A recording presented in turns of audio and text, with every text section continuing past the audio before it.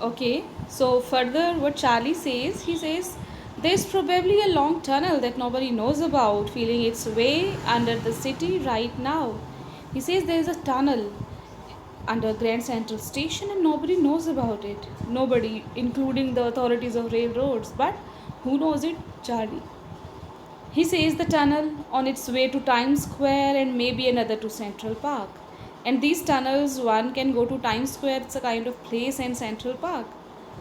And maybe because for so many people through the years, Grand Central has been an exit. Of course, these railway stations, these bus stops, and airports are kind of exit and entry as well for the people who move from one place to another. So, this Grand Central has also been an exit, a way of escape. Maybe that's how the tunnel I got into. Maybe that's why the tunnel I got into was also a medium of escape for me. That is the reason some dots you can see. But I never told my psychiatrist friend about that idea. So he did not tell about these tunnels to his friends. The corridor I was in began angling left. So the corridor Charlie has entered today was angling left and slanting downwards. And I thought that was wrong. He thought the way was wrong. But I kept on walking. All I could hear was the empty sound of my own footsteps, and I didn't pass a soul.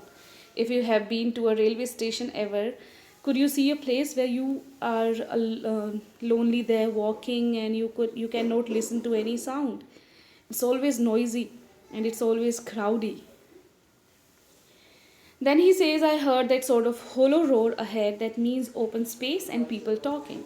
Then he heard some kind of noise. The tunnel turned sharp left. I went down a short flight of stairs and came out on the third level at Grand Central Station. So he came out at the third level. For just a moment, I thought I was back on the second level, but I saw the room was smaller. In appearance, the third level and second level were quite similar. He thought he was on the second level, but then he noticed some changes. The room was smaller, there were fewer ticket windows and train gates, and the information booth in the center was wood and old looking. And the man in the booth wore a green eye shade and long black sleeve protectors, this kind of dress he was wearing. The lights were dim and sort of flickering. The lights there were dim and they were flickering, moving. Then I saw why they were open flame gas lights. The lights at that time were open gas lights. So this kind of light was used. Further, he noticed there were brass spittoons on the floor where people spit, and across the station, a glint of light, a ray of light, caught my eye. A man was pulling a gold watch from his vest pocket. So he was looking at all the changes, and then some kind of light caught his eye. And what was it light from? It was from a gold watch. A man pulled out a gold watch from his vest pocket. If you have seen in the old movies, the people used not to wear the watches in the wrist, they used to keep it in their pockets, the watches with the chain. They opened the cover, saw the time, closed the cover, and put it back into the pocket. That kind of watch Charlie is talking about. He snapped open the cover, glanced at his watch, and frowned. He was maybe not happy with the time in the watch. He wore a derby hat, a black four-button suit with tiny lapels, and he had a big black handlebar mustache, which is set with, I mean, you can say some kind of handles are there in the mustache to give it shape.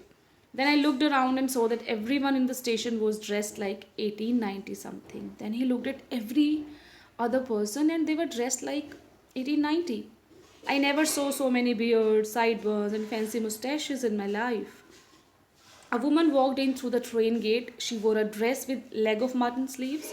Leg of mutton sleeves means very tight sleeves and skirts to the top of her high buttoned shoes. This was also a trend of 1890s.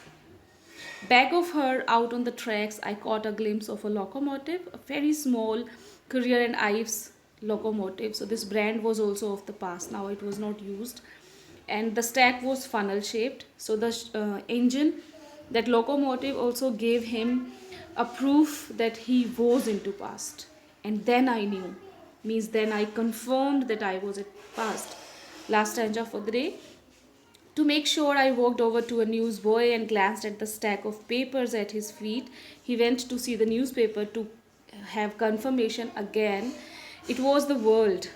The name of the newspaper was The World, and The World has not been published for years. The lead story, the main story, said something about President Cleveland. I have found that front page since in the public library files, and it was printed June 11, 1894.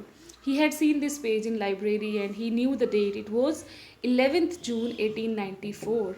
So yes, from 19 something, after Second World War he was there, and now he has reached to past. I'm going to send you assignment. Do that and send me by evening. And Wednesday is your test day, and your test timings will be in the evening from 5 to 8. So on Wednesday, today is Thursday, on Wednesday you will be having a test of Indigo and the third level. Start preparing for it. Do not miss your test assignment and videos. The marks of your tests are going to be included in your internal assessment. You are in 12th, so internal assessment means a lot. Be regular in your studies and convey this message to your friends too who are not serious about the videos. Okay, have a good day.